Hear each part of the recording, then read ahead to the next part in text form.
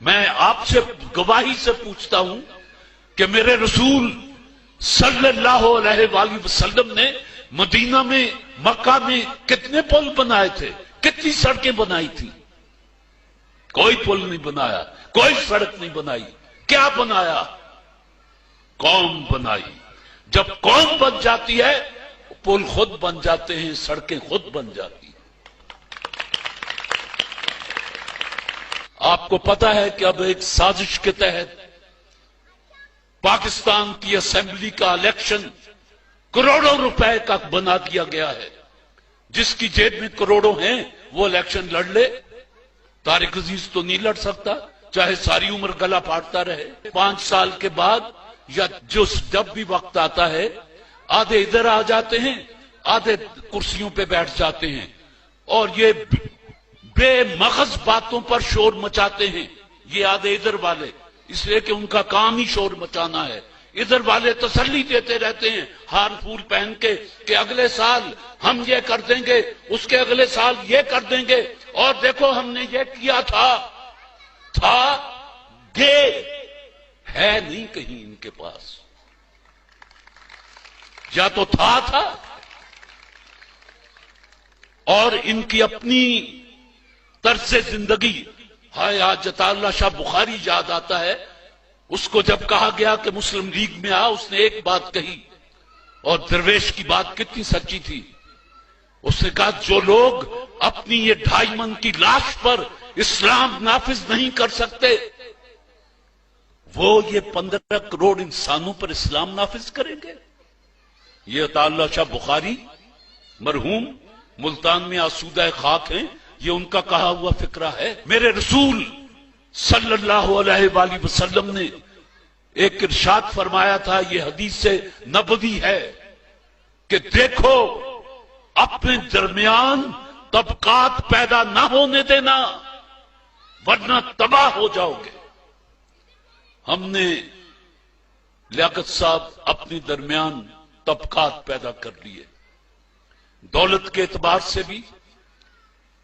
ایک طبقہ جو خط غربت سے نیچے چلا گیا، دوسرا طبقہ جن کو پتہ ہی نہیں ان کے پاس کتنا ہے۔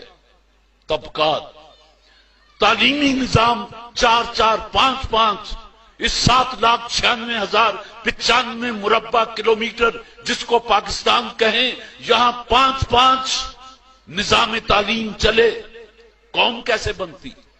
وہ یگانگت کیسے آتی؟ وہ یکجہتی کیسے پیدا ہوتی؟ غریب کا بچہ تپڑوں والے سکول میں، اور اس کو ڈیل کرنے والے قصائیوں جیسے چہرے والے ماسٹر، اور بعض ایچسن میں، برن ہال میں، جی سی میں، اور ادھر اسلامیہ سکول، ادھر مولوی بیٹھا صرف قرآن اور حدیث ناظرہ پڑھا رہا ہے، ترجمہ نہیں بتا رہا، اس کو خود نہیں آتا۔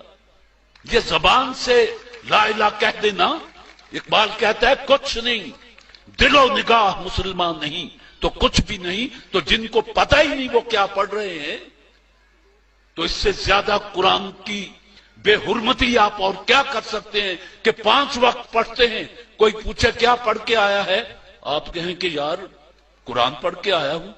کیا پڑھا؟ قرآن۔ بے کیا سمجھا؟ کیا پایا؟ ثواب۔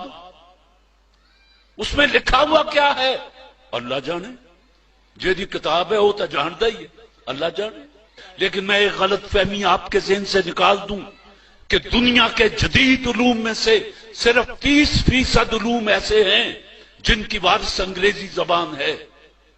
ایشیا کا کوئی ملک ایسا نہیں جس کی قومی زبان انگریزی ہو، لیکن 30% علوم ایسے ہیں جو انگریزی زبان میں ہیں، باقی جرمنی میں ہیں، فرینچ میں ہیں، چائنیز میں ہیں۔ آپ جرمنی میں جا کے انگریزی بولیں، وہ آپ کا منہ دیکھنے لگتا ہے جیسے ہمارا چک 37 کا بندہ ایسے بندے افسر کا منہ دیکھے جو انگریزی بول رہا ہو، وہ اہم کر کے دیکھتا ہے کہ بول رہے ہیں۔ پتہ چلا کہ ابتدائی تعلیم بچے کو اس کی مادری زبان میں دی جانی چاہیے۔ یہ UN کا تھیسس ہے، میرا نہیں۔ علم مومن کی گم شدہ میراث ہے۔ لیکن ایک بات کہہ دوں، اپنی زبانوں کے کو چھوڑ